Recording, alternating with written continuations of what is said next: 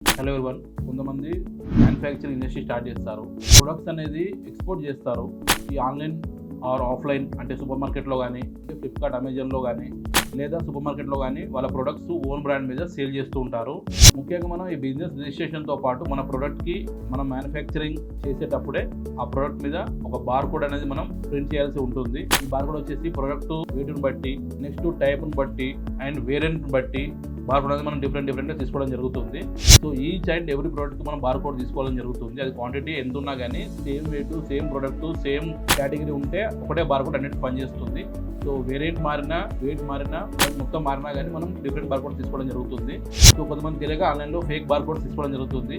ఈ fake bar కోడ్లు తీసుకోవడం వల్ల GS1 నుంచి కానీ వేరే ఇతర ప్లాట్ఫామ్ నుంచి కానీ కస్టమర్కి నోటీస్ అనేది రావడం జరుగుతుంది. సో ఇలా నోటీసు వచ్చినప్పుడు డిపార్ట్మెంట్ నుంచి వాళ్ళు మనకి లీగల్ అథారిటీ నుంచి పెనాల్టీ అనేది కూడా ఇవ్వడం జరుగుతుంది. 20,000 సంథింగ్, 30,000, 40,000 అట్లా ఉండడం జరుగుతుంది. సో మనకి తక్కువలో వచ్చేస్తుందని చెప్పి బార్ కోడ్ మనం తీసేసుకొని మన ప్రోడక్ట్ మనం వేసేసుకొని మ్యానుఫ్యాక్చర్ చేసి ట్రేడింగ్ చేసేస్తే ఫ్యూచర్లో మనకి నోటీస్ రావడం జరుగుతుంది. ఇలా చేసుకుంటూ పోతుంటే మన కంపెనీకి లీగల్ ఇష్యూస్ రావడం జరుగుతుందండి.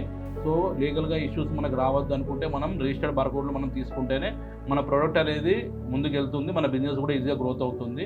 సో ఫేక్ బార్ కోడ్ని అవాయిడ్ చేయండి. 8-9 సిరీస్ 13 బార్ కోడ్లు మాత్రమే తీసుకుంటేనే మన బిజినెస్ అనేది ఎక్స్పాన్షన్ అవుతుంది. మనం అన్నింటిలో ఫ్లిప్కార్ట్, అమెజాన్లో మనం వ్యాలిడ్గా ఉంటాము. సో ఇలా మనం all over world bar code registration చేయడం జరుగుతుంది. సో మేము ఎక్స్ప్లెయిన్ చేసిన ఈ బార్ కోడ్ రిజిస్ట్రేషన్ మీకు రిక్వైర్మెంట్ ఉంటే కింద వరకు కాల్ చేయండి. మ్యాక్స్ ద్వారా పూర్తి వివరాలు తెలుసుకోండి. Thank you.